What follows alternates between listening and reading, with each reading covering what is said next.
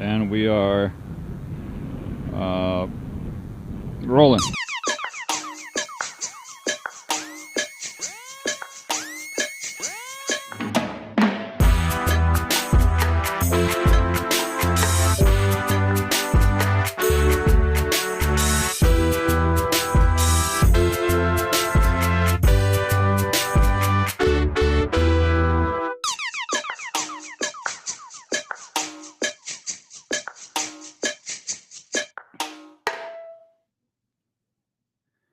There it is. Kola Yuha Ichichab. Lila Daya Yahipalo Midak Yapi. Lila Wopila Tchanka. I greet everybody as friends. And as always, I thank you for tuning in on such short notice. We try to do the show every Wednesday. We've been lucky enough to hit that mark, but sometimes we might have to move it around a little bit, which we do appreciate your latitude and your leniency in that. But I do want to welcome everyone to the 8th episode of Cut to the Chase. This is a weekly broadcast that is part news analysis. I guess technically it's a webcast, but it's part news analysis, part interview, part spiritual evolutionary propaganda, but always on point, always on time, though we can't promise you a time. We always try to hit the mark, to tell those stories that may not make it into the mainstream. At the same time, we want to weigh in on those stories that are definitely part of the mainstream. We're in a different time where we're asserting our agency, reclaiming our agency, I should say. And we've got a lot going on tonight. Let me just give you a quick rundown. We're going to talk about the shady voter suppression that is happening in the Georgia state capitol and across the entire state of Georgia. We're also going to speak about hair discrimination in New Mexico. That just sounds funny to say, but stay tuned because we're going to get to that. We're also going to be able to speak about Senate Bill 2304 in North Dakota, which would require Native American history to be taught in all North Dakota schools. And we're running into some snafus there, and we've got guests on to talk about that. We'll also close the show by covering the Dakota Access Pipeline and Line 3 direct actions that are going to be happening in Washington, D.C. starting tomorrow. I know that Standing Rock sent a busload of young people out there, and we definitely want to give them a shout out. Now, let me, excuse me, let me tell you who we've got on the show tonight. We've got a special guest. Her name is Carleigh Lameman. She'll be joining us from Burque, also known as Albuquerque, New Mexico, to talk about this New Mexico bill, this hair discrimination bill, to prevent people from discriminating against others based on their hair. We'll also be joined by Billi Jo Beheler, an organizer, advocate, parent, and co-founder of an indigenous-led nonprofit called OU. And we've also got Ruth Buffalo. And thank you all for joining in. It doesn't matter if you join in late. Thank you all for showing up. We've also got Ruth Buffalo slated to be on the show tonight. As you know, she is the North Dakota State Representative serving the 27th District, or District 27, one of the largest districts in the Fargo-Moorhead area. We'll welcome them to talk about Senate Bill 2304, this education bill that would incorporate Indigenous history into North Dakota's educational curriculum. Now, I wanted to just cut right into it, to cut to the chase, so to speak, and talk about Georgia. Some of you may have seen what's going on in Georgia, and we definitely want to get to that. We want to cover those shenanigans, very directed and deliberate and diabolical shenanigans. You know, after Trump lost, you heard it at CPAC. You can cut the tension with a knife, the fear, the apprehension that these demographics have about the political and social evolution that is our country. These folks tried to start a civil war, a racial civil war. And just to own the libs, they're responsible for the attack on the United States Capitol, and they are lashing out. They are lashing back, just like after the Dakota Access Pipeline. All these state legislatures, including South Dakota, including North Dakota, including Governor Nome, passed legislation to essentially infringe upon the assembly and speech rights of every American. They wanted to impede upon our constitutional rights. And so we know that this war seems to never end, but it's the deconstruction in real time of colonial patriarchy, this violently executed false supremacy. And I'm talking about Georgia here, the voter suppression that has taken the place of public lynching. In lieu of mobs of racists, we have voter suppression, we have gerrymandering, we have sort of a soft oppression, or we have institutions and, you know, like law enforcement and other political institutions that just look the other way when there's effective lynchings taking place. Now, Georgia is where Ahmaud Arbery was essentially lynched, and it took a lot of action to get these people properly charged for committing these heinous crimes. But I wanted to see if we can roll in a video of what's going on in Georgia. Some of you may have seen it, some of you might not have, but we would definitely want to show you what's going on there.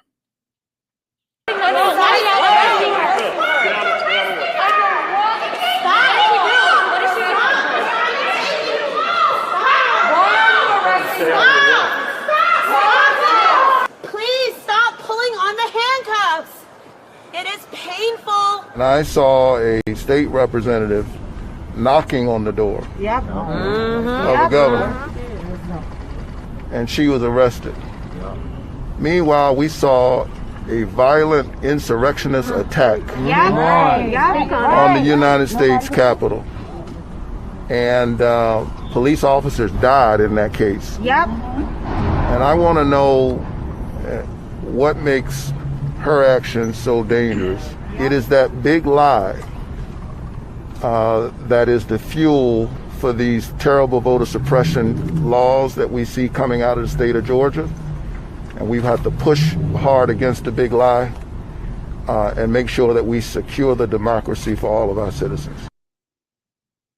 Wow. Thank you for rolling in that video. So you can see her name is State Representative Park Cannon from the state of Georgia. She was initially charged with a felony for knocking on the governor's door.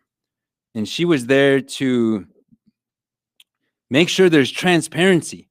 She was there to inquire about the new Jim Crow era, I should say, the reinstitution of that Jim Crow-esque time in our country, where Georgia is now repealing voter protections, making it harder to vote, including changes in identification requirements for mail-in voting. Also, this is, if you remember, they made it illegal to bring food or water to voters who are waiting in line to cast their ballot.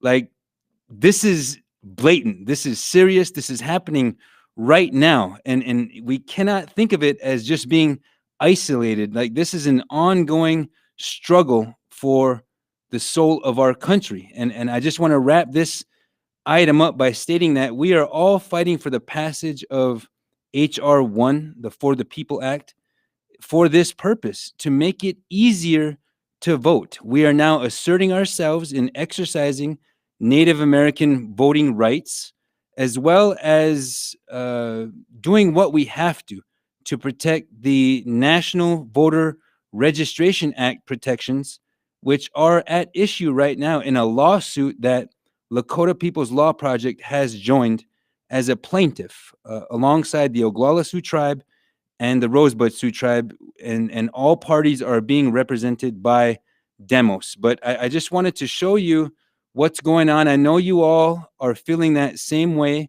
Do not get discouraged. Just keep showing up and keep up the fight. And I do want to switch gears to what's going on in New Mexico. As you remember, hair discrimination is the topic of concern down there. And a lot of you remember, it's hard to keep track of all these affronts to our dignity as a people who are targeted, who are oppressed systemically by the institutions in this country.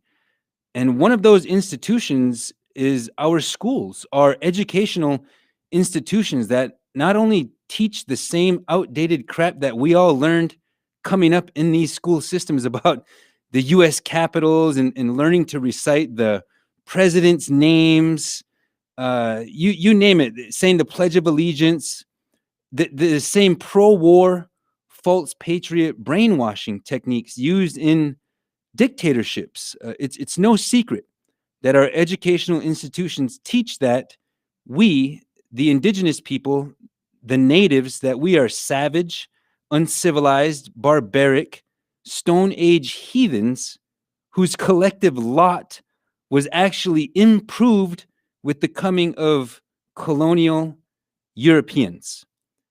I better shut up about that. I'm blessed tonight to be joined by Carleigh Lameman. She is Dene. She's joining us from Albuquerque, New Mexico, by way of Window Rock, and I had the honor of meeting Carleigh at an Indigenous Peoples Movement conference in Houston, Texas. And Carleigh, hopefully you can hear us. Is everything still on? Yes, I can hear you. Yat she Carleigh Lameman Unisha, bit at Nishle, Kachini Bashachin, Kinchini Dashe, Kia Ani Dashanele. Hi everyone, my name is Carleigh Lameman. I am Dene, originally from the Window Rock area, but reside here in Albuquerque, New Mexico. So thank you, Chase, for bringing me on. Hair discrimination, the Crown Act, all of that has been a huge issue here in New Mexico, and it's been a long time coming. So I'm glad to see that it's finally gone through.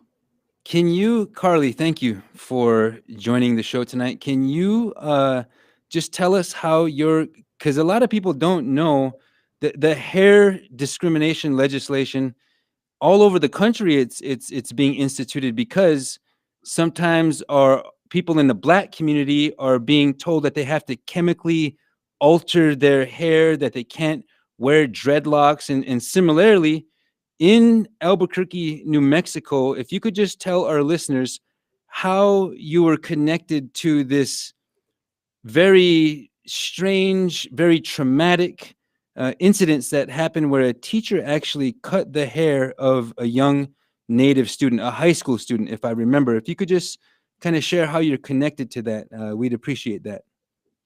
Yes. So back in 2018, my younger sister, who actually went to Cibola High School, sent me a text message. I was at work and she told me, "I can't believe it. A teacher cut a Native student's hair." And I was just in shock. Like, I couldn't believe it. I was asking so many different questions, but come to find out, it was Halloween Day.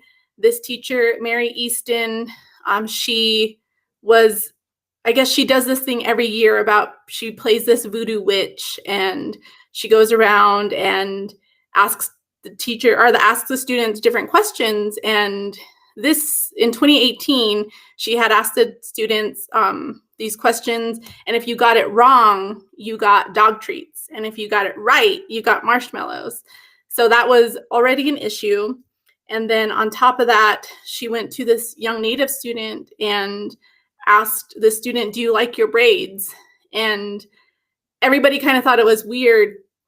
And she went back to her desk and grabbed a pair of scissors And the student didn't know what to do, so she just said, "Yes, I do," but then cut the end of her braids off. And it just became this huge issue. We talked to the school board. I literally went over to the school and asked what was going on. I called the school that day and was very upset. Like I said, my sister knew the student whose hair was cut, so the whole Native community within Cibola High School was very upset. So we just tried to take it upon ourselves, and we went to the school board meetings, asking what they were going to do. As far as we know, that Mary Easton was just laid off at the beginning. She wasn't fired immediately, and it was very discouraging for us, but we just pushed and pushed as much as we could to keep going to these school board meetings. Some of them, they weren't allowing us in. Some of us, they were limiting it. When we were talking, they would have this basically like a number board giving us about 30 seconds or a minute. But it was really nice to see the Native community come together and like storm these school board meetings we held in support of the Native students. We did a lot of, I guess what they wanted to call protests, but it was in support of the Native students, where we stood outside of Cibola High School. And it was just amazing to see these young women and young men out there supporting this person. Wow. So do you know, thank you for that, Carleigh, just to hear you speak about that and to see everybody tuning in and offering their commentary. This is a very traumatic experience for this young woman, and I don't know how she's doing. Hopefully everything is going okay. She's in that healing process, because for Indigenous peoples, hair is not something to be trifled with. It's one of the most important aspects of who we are. And can you do you know if that teacher has been fired, and what is the name of the school district and of the school one more time, please? So the teacher's name is Mary Easton. As far as I know, that she no longer works there, but it's not clear if she was fired or if she just got to resign. She had been there for many, many years. And then it's Albuquerque Public Schools, so Albuquerque School District. Okay. And I just wanted to ask you, as a Dene woman, is there anything, we probably all have different traditions or different worldviews when it comes to our hair, but I wanted to give you an opportunity just to kind of, expound upon that if you wanted to. Yeah, so back to those pictures, like you see that knowledge is our hair. Like a lot of the girls had put that on the posters that were out there. And when you talk about that in Navajo history and Diné history, like our knowledge is in our hair. And from what I know, the person whose hair was cut was also Navajo. So that's what I've always been taught, is that your knowledge is in your hair. I see. And now and thank you for that. That is also, from a Lakota perspective, we don't cut our hair unless we are in mourning.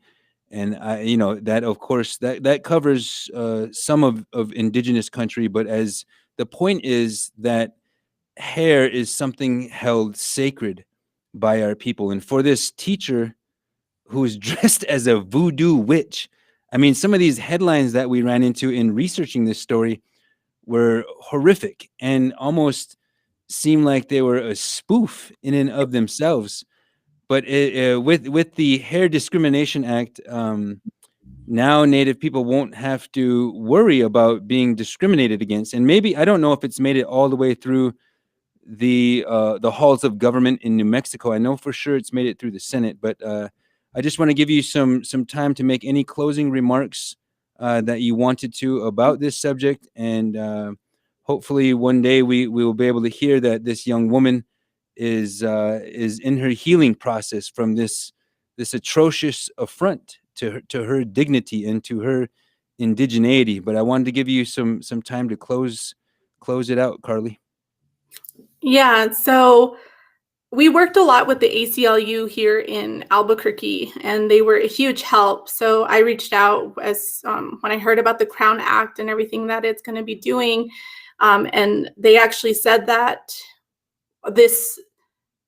what we did played a huge part in passing the Crown Act. So I'm very thankful for it. Unfortunately, this had to happen in the most traumatizing way, as we know, as Native people, with boarding schools and having our haircuts then.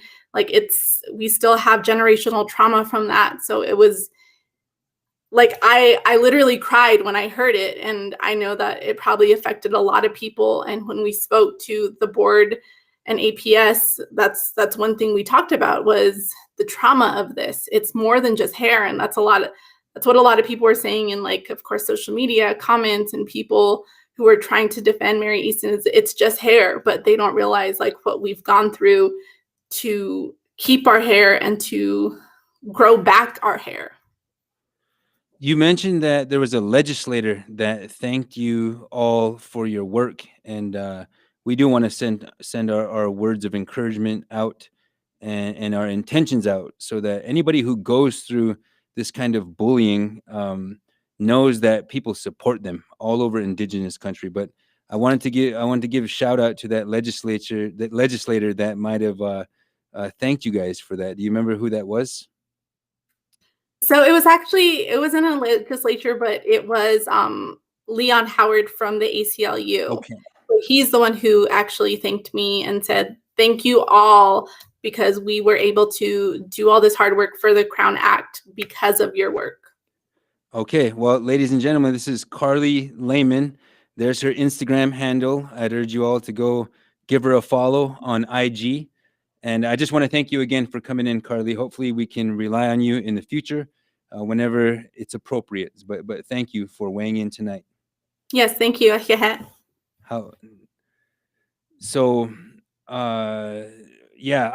saw that story about hair discrimination, and I just didn't know quite how to take it. And it just so happens that I knew Carleigh, and she's connected very directly to that story. I mean, we always encourage our young people, our young natives, to grow their hair. There's power in our hair. There's also free will, and I ain't trying to say anything sideways about all the brothers and sisters who are faded up or who are rocking that high and tight or the comb over or whatever.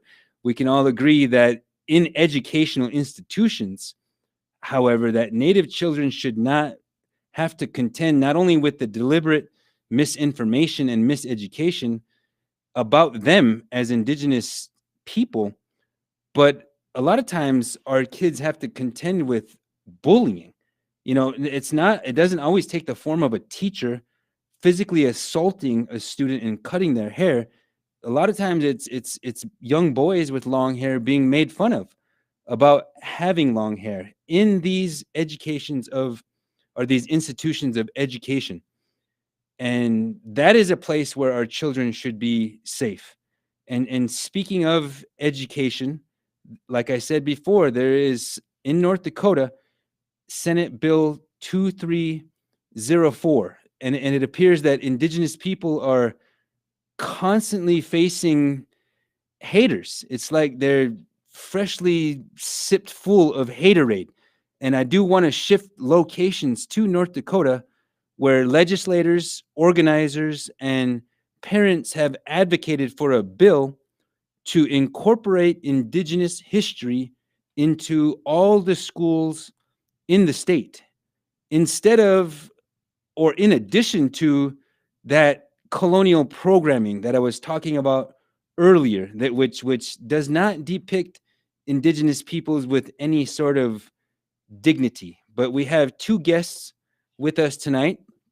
I'm honored to know both of you, and the first is North Dakota State Representative Ruth Buffalo, who I mentioned earlier, represents District 27, which is one of the largest districts in North Dakota. And Ruth is also straight out of Mandaree, and she is just, she's amazing. And we've also got Billi Jo Beheler, who's straight out of Standing Rock. She's a parent. She is an advocate. She is somebody that I grew up with and that I completely respect. And I actually learned about what was going on with Senate Bill 2304 from Billy's Facebook page. And so, Ruth, I'd like to start with you. I did not know that you had been working on this issue before maybe it got taken over in the Senate. I don't quite know what happened there, but if you could just kind of tell us how you've been involved with this bill and what it means to you at this point, we can start there. Sure. Madzigidads, thank you for having me. Dosha, Madashi, Mia Adashheads, Mabasigids, Madzigidads, Madat Nakbagao. It's an honor to be here with you. And how I got involved with this bill was that I authored the bill and I had met my 5-bill deadline. And so I didn't make the first early deadline that they give us. We have a lot of things happening. Of course, we're in a pandemic, but I just wasn't able to make the earlier deadline, the first early deadline that they give the legislators. I had my only living aunt pass away early December, hence the short hair. And so did make the 5-bill deadline, but I had 3 other bills. And so I gave couple of my bills to the Senate. I gave them to the other Native American legislator, but on the Senate side.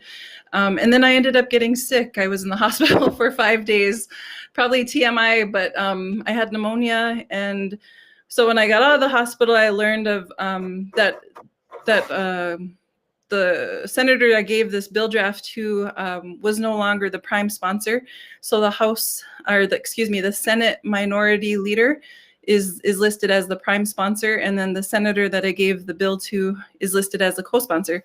So that's kind of how I got involved, was just being behind the scenes, being the author of the bill, and making sure that we had the public was aware of this bill and were aware of when it was going to committee hearings, just organizing on behind the scenes and providing testimony. So that's how my involvement came to be for this bill. Well, I did not know, actually, Billy tipped me off that you actually authored the bill. I did not know that. And I see that you've been busy. If you hit a 5-bill limit and you don't have the ability to, they capped you out. And I also knew that you had faced some challenges and that you were laid up in the hospital, just because I follow your guys' social media accounts. And it's really good that you pull through with that. Now, Billi Jo, who is also the co-founder of OU, am I saying that right? Yes. I'm Lakota just like you, and I'm having to think through that here. I almost said AU, which I know means to arrive someplace. Could you please tell us how you got involved with Senate Bill 2304 and what it means to you to see this going down in real time? Take us through some of that history that you've been involved with there. Okay. Madakiapi, Billi Jo Beheler. I am from Carleigh, South Dakota. I am Ihunktawana and Ihunkpapa, sovereign being of the Ocheti Shakoi. I am here today as a parent, as an advocate for children, Indigenous children. I believe that all children can't matter until Indigenous children matter. And I became involved with Senate Bill 2304. The capital is located here in Bismarck, North Dakota, and both of my children attend the largest school district in the state. And I also work with the Indigenous Parent Advisory Committee here as well. And one of the things that we talk about is advocating for our children at all the various levels. I got involved because Ruth is a dear friend of mine. She has actually been, leading the charge here in North Dakota, and I try to reach out to her as much as I can to see where I can support. And one of the things that we talk about all of the time is our most vulnerable populations, and that is our children. And we, targeting areas that we know that we will reach our most vulnerable population, especially children in foster care. We brainstormed together with an amazing thought partner, moving all kinds of pieces at the same time, but just supporting her when I can and reaching out to her. I noticed that Senate Bill 2304 was moving forward, and being in the education realm, I wanted to make sure that we had representation, and Ruth had support at the Capitol, and also knowing the process, knowing and sharing out how to go about being actively engaged in the process. A lot of us become intimidated because there's only a select few of us in certain spaces, but when we all come together, there's so much power in working with one another and connecting and networking. So that is how I became involved. There's a collective group of individuals that are working to push forward Senate Bill 2304. Wow, you're right. A lot of times, our legislators, people that maybe have to testify at the Capitol, and Ruth, I don't know how much longer you guys are in session right now, but North Dakota we are still troubled by what happened with the Dakota Access Pipeline. That whole struggle, the whole no DAPL struggle, Stand with Standing Rock, kind of exposed where we were at in terms of race relations. And because of the tireless work that you do, things are improving. I mean, the Fighting Sioux logo and mascot is no more at the University of North Dakota. And that's a controversial thing. Like, we don't all agree. Native people don't all agree on any one issue usually, but when we get together, we are unstoppable. There is some kind of force that takes over. And so, Ruth, I wanted to ask you, what are some of the experiences that you might have had or that have been reported to you, and which would make it necessary to have Indigenous history taught to all of North Dakota's young people? Like, how do you see that benefiting? Gosh, thank you for the question. It's really an opportunity for everyone in our state to become stronger. It's really a privilege, actually, to share this knowledge, because it's really the hope is to build community and to build a better understanding. And so that's really the hope. I think, we've tried many different ways to reach people, at every different level, whether it's, grassroots, community, or in the state legislature. But the common theme in every different system or sector is that there's a lack of knowledge, there's a lack of understanding, and we can't expect someone outside of our culture to be completely culturally competent in someone else's culture outside of their own. But if we get to the root causes of the problems that we have today, this is one sure way to help. It's really to help people understand the true history of these lands, the lands that they stand on. And it's just a way to really build better understanding, build peace, build community. But there's a lot of resistance to this. And I think if we learn the true history, I believe if we learn the true history of our lands, of our state, we're gonna have more respect for each other. That's the hope, and I'm saying that as a mother with 4 children in the school system. 2 of our boys, our 2 boys have long hair. And so it's just so important. And, we may not see the change that we want or that we deserve within our lifetime, but we can at least help make the load a little bit lighter for our grandchildren and the future generations. But this bill would require Native American history to be taught. It's not required at the moment. It's at every school district's discretion. And so there's not a definite number of which schools are actually teaching or integrating Native American history into their curriculum. And so there's a lot of gaps within the system. And so we're just here to help make North Dakota stronger by truly understanding their neighbors, better. We've been here for decades. Our creation stories are tied to this land. And so it's really a way to help people better understand. You know, in 2017, we put forth a bill, a culturally competence bill for legislators to receive 4 hours of cultural competency training during their legislative orientation, and that died by 6 votes on the Senate floor. And so that again was an effort to help people better understand cultures outside of their own, not expecting them to know everything about other cultures, but you know, we have a responsibility as lawmakers to be well informed of the people that we're representing. And if it's not being taught in the home, you know, the classroom is another avenue to help educate others of things that they might not know of. And so it's just a way to help make our communities stronger. Thank you for that. Billi Jo, I did not know you were the chair of the parent group in Bismarck, North Dakota. We raised our family in Bismarck, North Dakota as well. Our kids went to Montessori school together, and we faced some of those challenges. Is there anything that you would add as far as what you see as challenges, what you see as benefits from, you know, a lot of times these our neighbors forget that we're their hosts.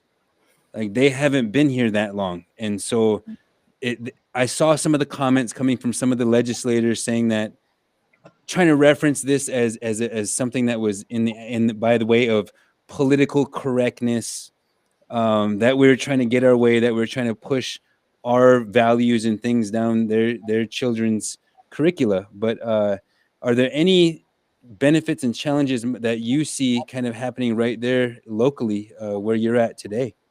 Definitely.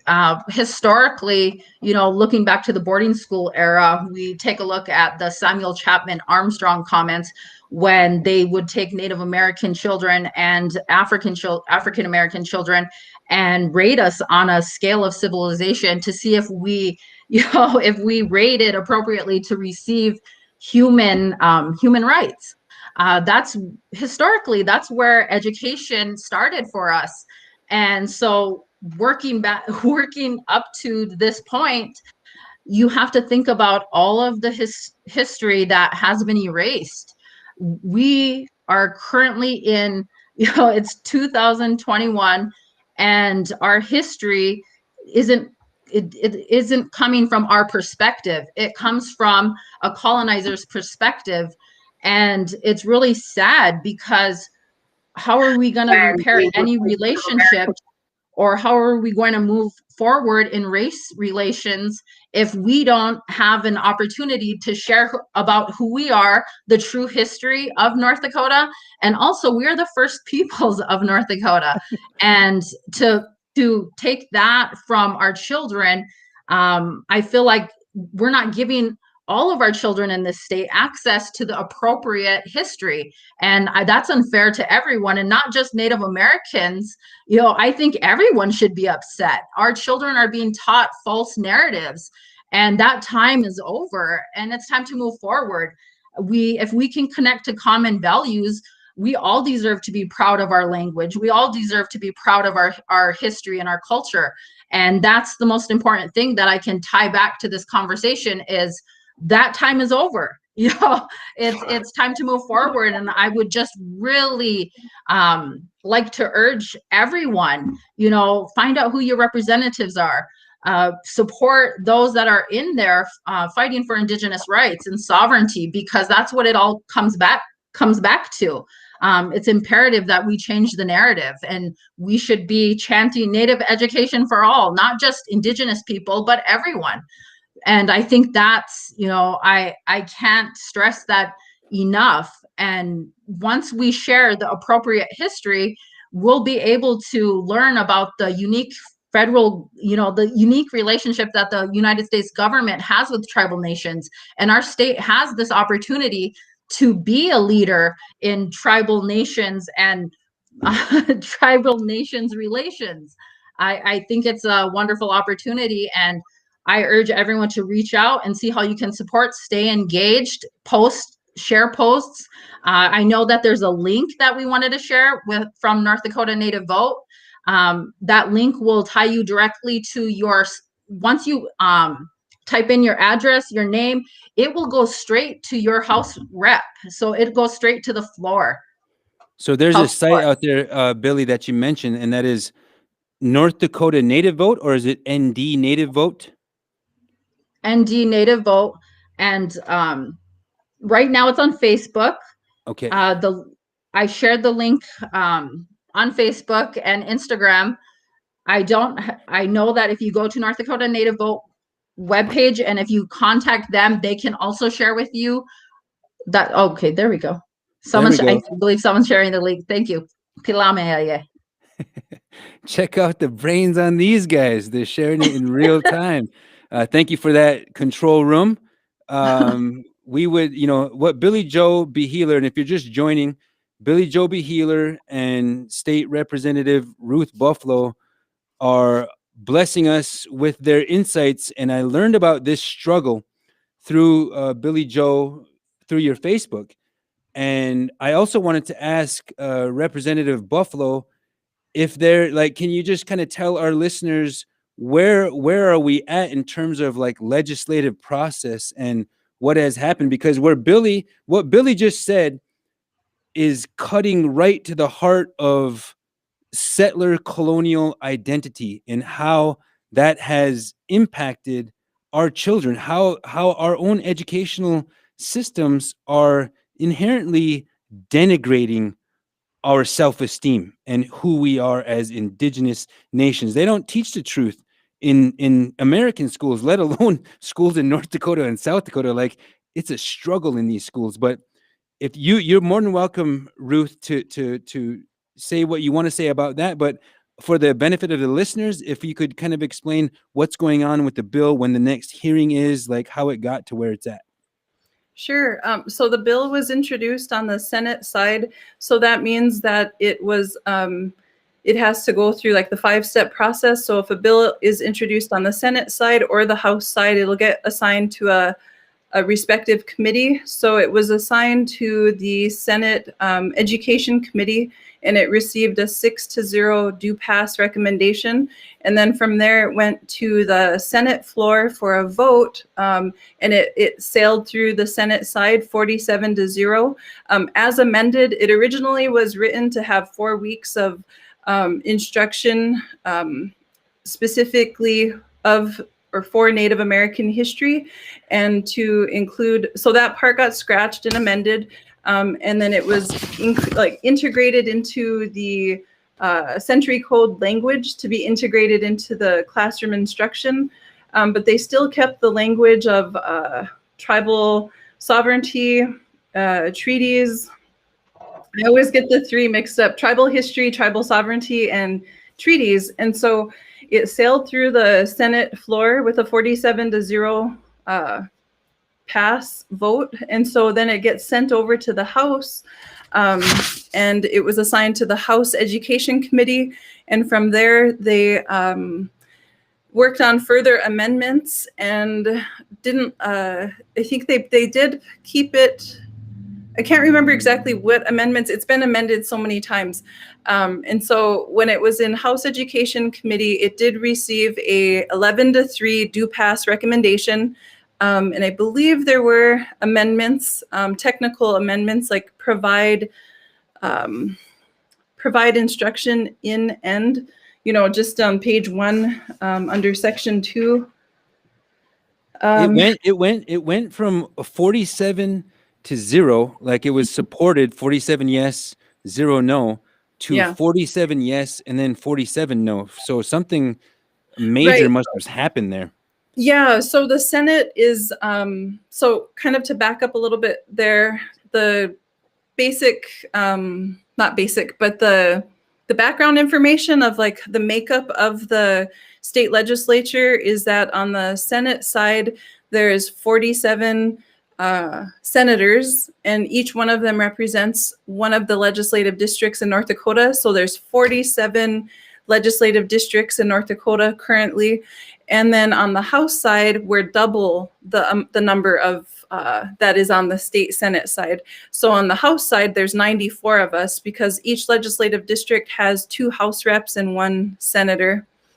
And so after sailing through the Senate side, it went to House Education Committee, got a 11-3 do pass recommendation as amended again. So then it went to the House floor, and then it was kind of deadlocked, or it tied. It had a tie vote, 47-47, last Tuesday, March 23rd. And so any bill needs 48 votes to pass on the House side, and we have 94 House reps, and so it was 47-47. So it failed on the House floor last Tuesday.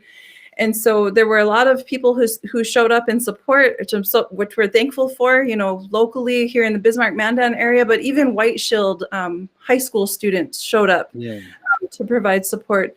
So then from there, we worked on getting the bill reconsidered. So we talked to a lot of the people, a lot of the House reps who voted no.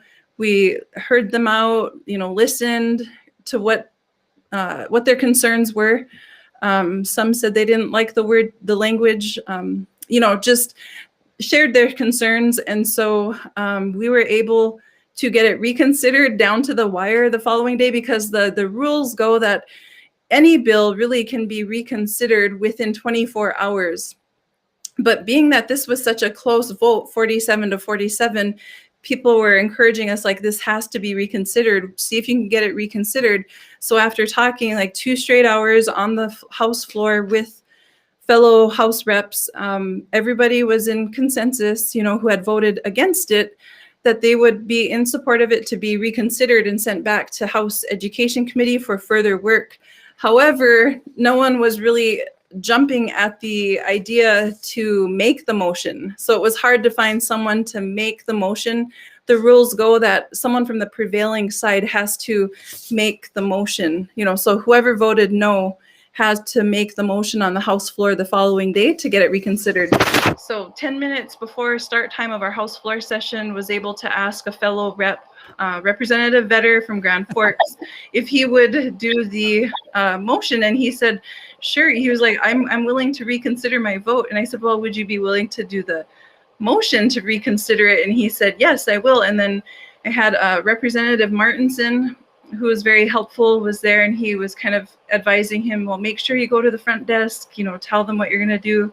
And they had to remind him, remember, you have to ask for it to get sent back to committee, because that was the feedback we were receiving, to get it sent back. So he did that, got requested to go back on the 8th order. So it's a learning process. Like, I'm still learning the process of parliamentarian rules, because there's different risks, like if we wanted to just get the vote reconsidered the following day without getting it sent back to committee, you run the risk of people who did vote yes, who could switch to a no vote, so where it's at now is, so it got reconsidered. The vote to get it reconsidered was 66-28. And then we did a voice vote to get it moved or sent back to the House Education Committee for further amendments. And so the House Ed Committee met this past Monday to work on amendments. And so then it received a 10-4 do pass recommendation as amended. So they scratched out tribal sovereignty, or it was omitted, and treaties. And so tribal history stayed. And so now it's sent back to the House floor, but we received word today that a representative is going to pass a motion or seek to split the bill in 2 on Monday, to vote on, 4th through 8th grade, page 1 of the bill, and page 2 is the history, U.S. history. So it's basically, they want to keep the bill separate, so we're going to vote on it separately as the House Assembly. So they're breaking the bill into 2. The first part would focus on elementary school, and the second part of the bill would focus on high school. Okay, wow.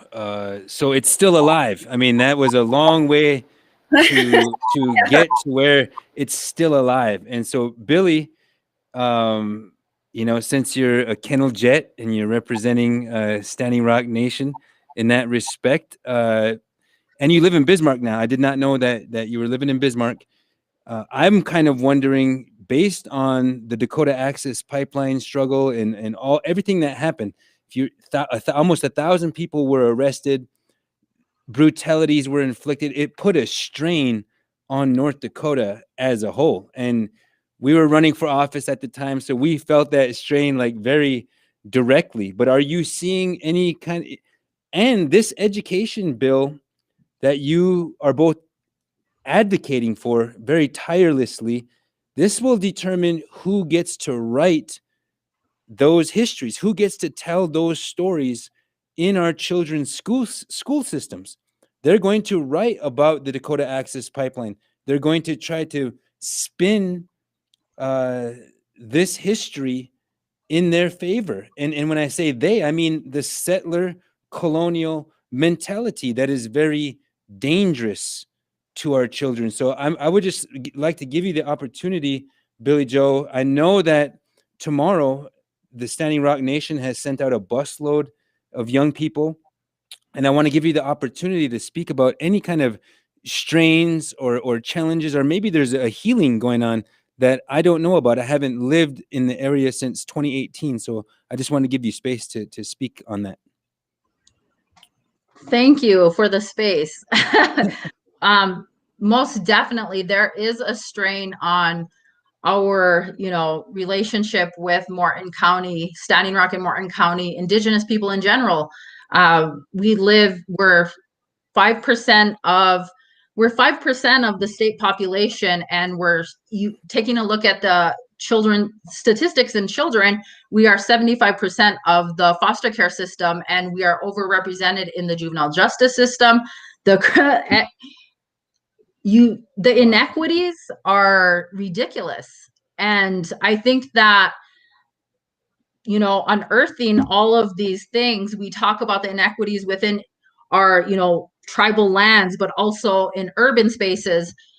You have to follow the money. You have to see, how are these resources getting allocated to these communities, and why are the communities, why are we still in an open air poverty system? And I don't think that's fair. We shouldn't have to be resilient.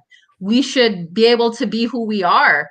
And after the Dakota Access Pipeline in 2016, after moving up here to Bismarck, North Dakota, I just realized how detrimental that our relationship, is with Mandan. I was a former kindergarten teacher, and I would see news articles, plastered all over the headlines. It would state, we have a wonderful relationship with the tribe, but it's the out-of-state agitators that came in. And I really, the false narrative in the media, it was very uncomfortable for me, because at the time I was a North Dakota state licensed kindergarten teacher, and I was advocating for my children and my students and for Indigenous rights. So when I see things like that, it's upsetting, it's disheartening.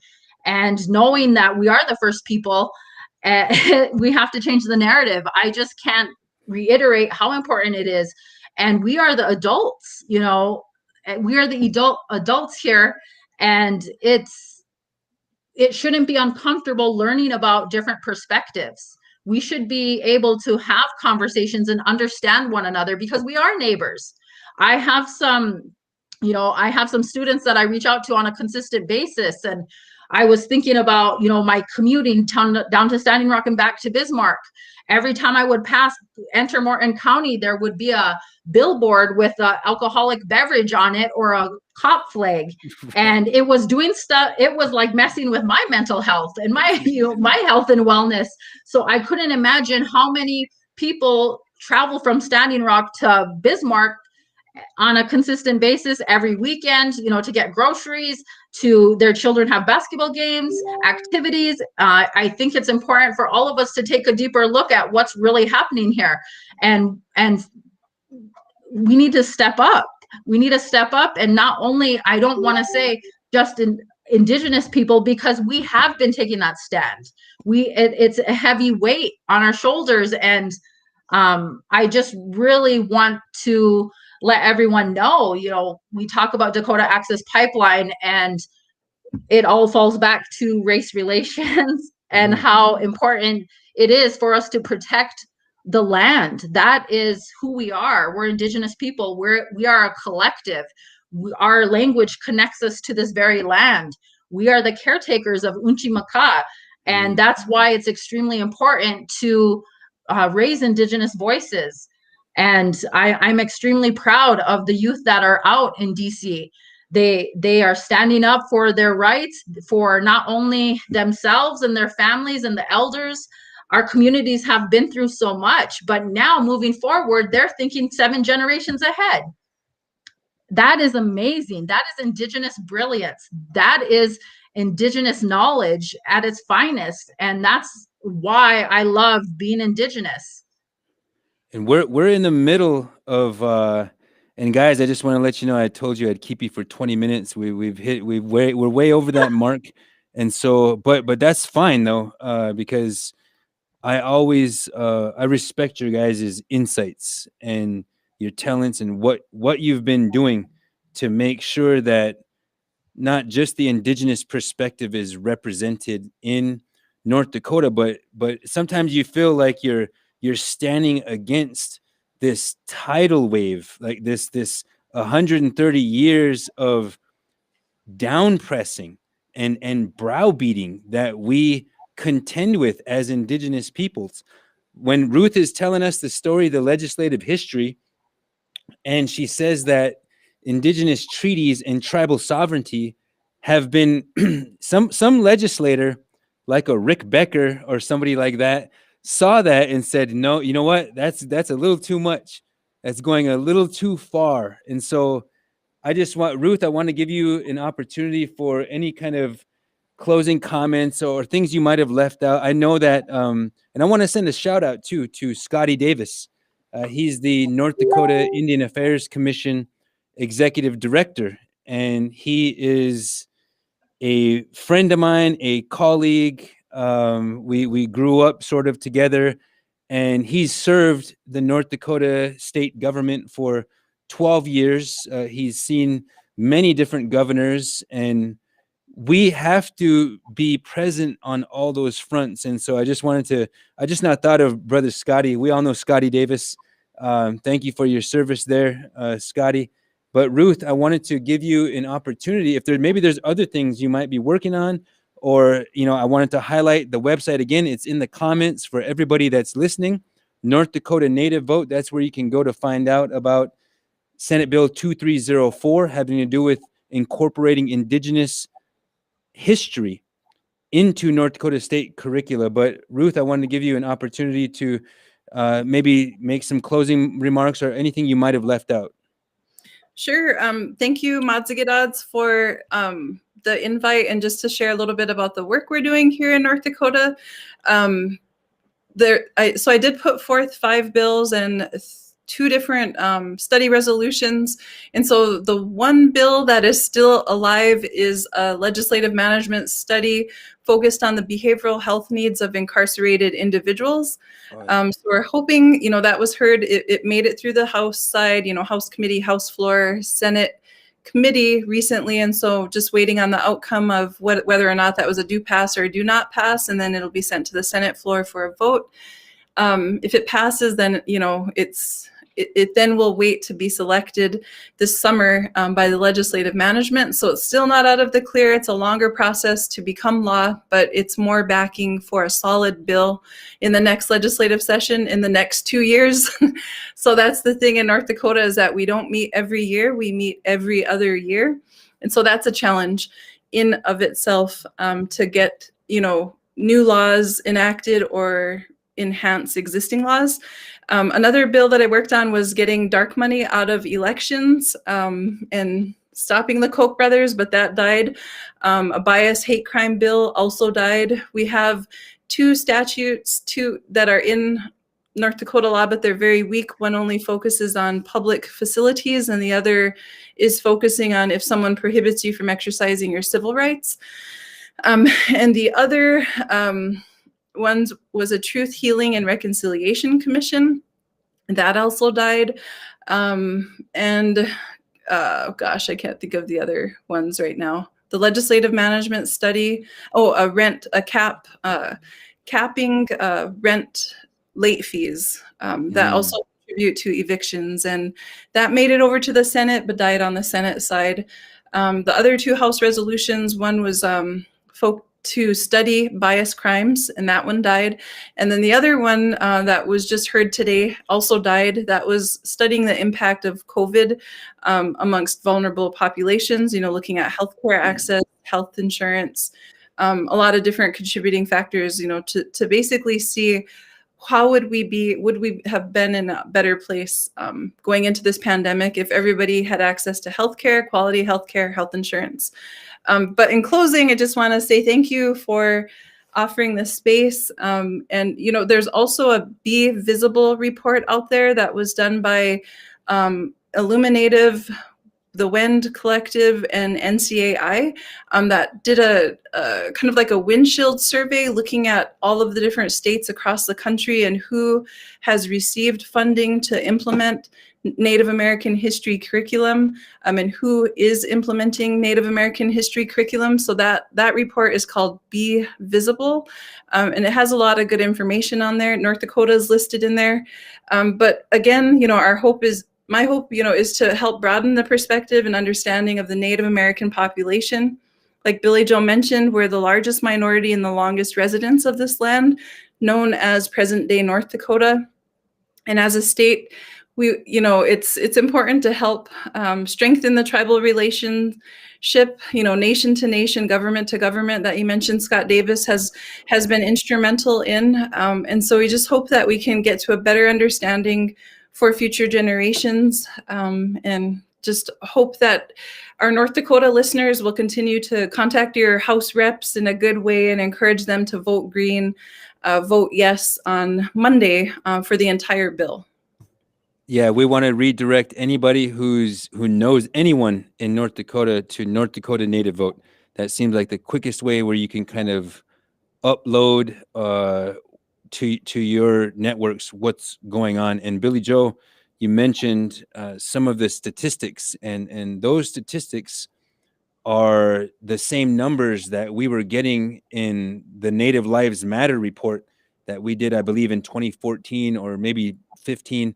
It was right after Ellen Locke was shot in Rapid City, South Dakota. But you mentioned our Native people being 5% of the state population, yet comprising far out disproportionate numbers in the juvenile justice system and the Department of Social Services. This means, DSS, State Department of Social Services, that are taking and placing Indian children, and a lot of times in violation of ICWA. But I wanted to thank you for those comments, and I want to give you an opportunity as well, just to kind of, if you might have forgot something or to make some closing remarks. I do apologize for keeping you guys a lot longer, but I do want to. It's really awesome to have you on. Pilamiaye for inviting me into this conversation. It's very important that we stay connected and we stay informed. One of the things that I want to, share is that I've been able to witness Representative Buffalo, do some very honorable things for our state and for Indigenous communities. But just recognizing her and her work, her important work and good work, has definitely been a learning experience for me as well, as a mother, as an educator, as a community member, and just being able to, watch this bill go through the House floor, then back to the Education Committee, then back to the House floor. It just shows the power that we have as a collective group of people in this state. So continue to support where you can. And when we all have a shared vision, we know which direction to move towards. And I just think it's very important that we do understand, you know, the history, and this bill will only enhance the existing efforts to strengthen the state education system. It's not anything that's going to take away from it. It's actually going to benefit everyone. So Native American education for all is something that I think we all need to take a deeper look at, and don't be complicit. Don't stay quiet. You know, it could start in your schools, your local schools. Ask about your parent advisory committee for your Title VI programs. Ask how you can advocate for your children locally. Start, you know, even your teacher, ask your child's teacher about any information that they might have. We have to also prepare our teachers to educate our students. Give them a toolbox, give them something to work with. Don't just put them in classrooms with Indigenous children without any training, without any information on Indigenous sovereignty, Indigenous rights, human rights. You know, we do that far too often. And I think because we're so rural in North Dakota, our reservations are in rural spaces. We need to start taking a deeper look at our schools, our tribal schools, our public schools. How do we connect to make a collective effort? Our children deserve this. Thank you for having me. And I just appreciate everything that you both are doing, amplifying Indigenous voices. And I'm excited to move forward. And if anyone has any questions or anything about the bill or moving forward, just reach out to North Dakota Native Vote. They have a link. Representative Buffalo, thank you so much for everything that you do. I appreciate your work. You know what? I would have to spend the whole section honoring Ruth here. You know what? Most people don't know is that both Billi Jo Beheler and Representative Ruth Buffalo are mad hoopers. These women can play ball. Like I wouldn't want to test you guys on the court, but maybe we can check in again in the future about, you know, anything that is coming down your guys' scope, because I learned about this issue through Billi Jo's Facebook, and she was like, yo, Ruth wrote the bill, so let's get her on too. But I just thank you guys so much for joining us tonight. Thank you so much. Madzigidads. Wow, it's really good to see people you grew up with that now you got to call them colleagues. That's so good. That's good medicine. That's good energy. And I want to thank Billi Jo Beheler and Representative Ruth Buffalo, District 27 in North Dakota, for lending us their time, their expertise, their insights. And with that, I want to pivot to this development, this huge development that I've got to report on. And that is the actions that are planned in Washington, D.C. These are set to kick off tomorrow from DAPL in Line 3, front lines to Washington, D.C. And at the bottom of the flyer there, you see all the organizations that are involved. And this also includes NDN Collective, which I did not see the logo on the flyer there, but I know that they are entrenched in what is happening in DC right now. And the whole purpose is to put pressure on the Army Corps of Engineers, on the State Department, and ultimately on President Biden to withdraw support for or cancel or otherwise end the illegal flow of oil through the Dakota Access Pipeline. That is an ongoing trespass. But we're also very much in lockstep with those organizers who are fighting Line 3. As you know, there's been probably over 100 arrests related to Line 3, and it's being fought on various front lines.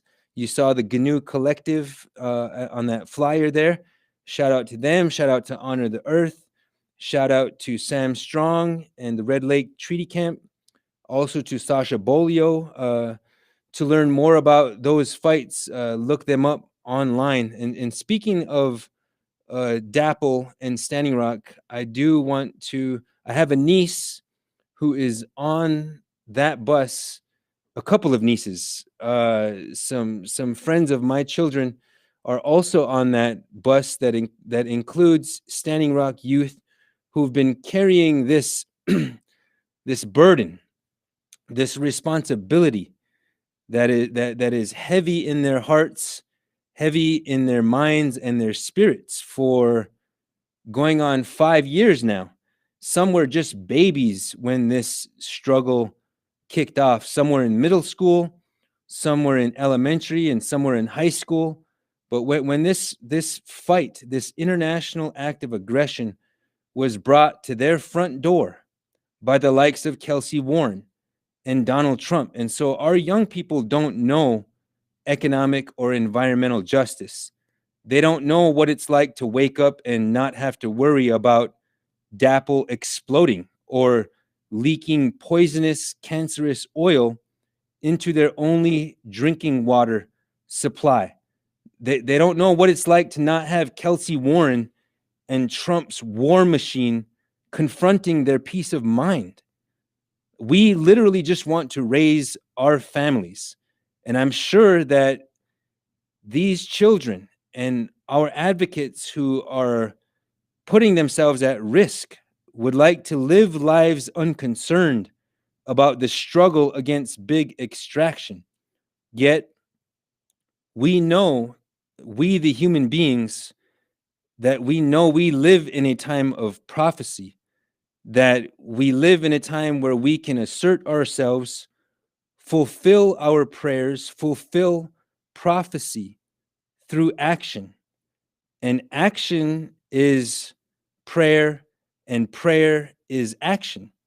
And I just want to take this opportunity to thank you all for sticking with us. This is Cut to the Chase number 8. It's been an hour and 10 minutes maybe. And so we're starting to come close to that mark or that goal of delivering to you in 1 hour.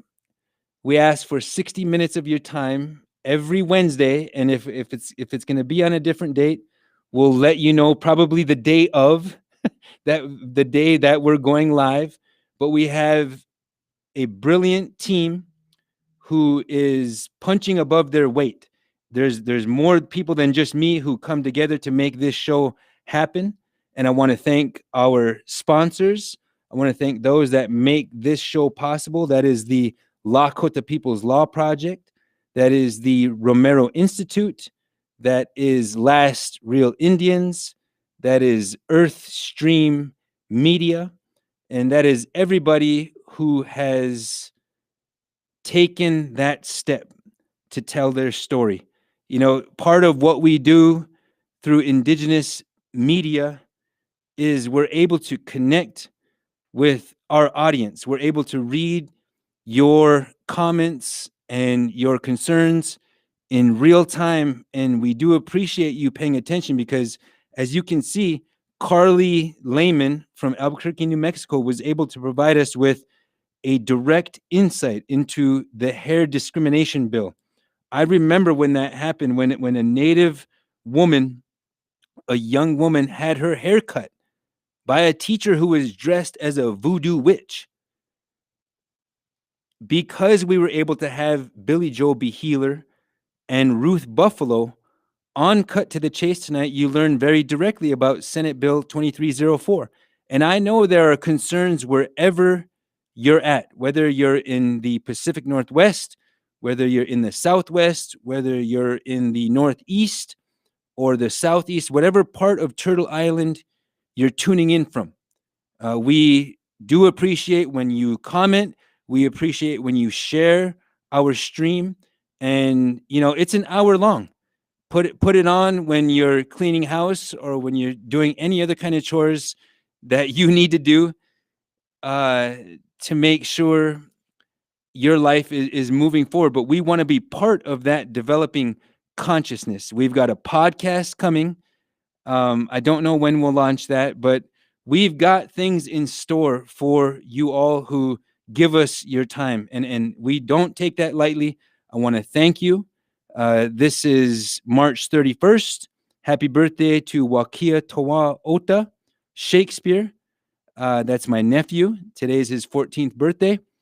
And we're broadcasting live from the sacred Black Hills, from the Black Hills to the multiverse. I want to say thank you. Lila Wopila Tonka Ichichapalo. This has been Cut to the Chase, number 8, and we are out.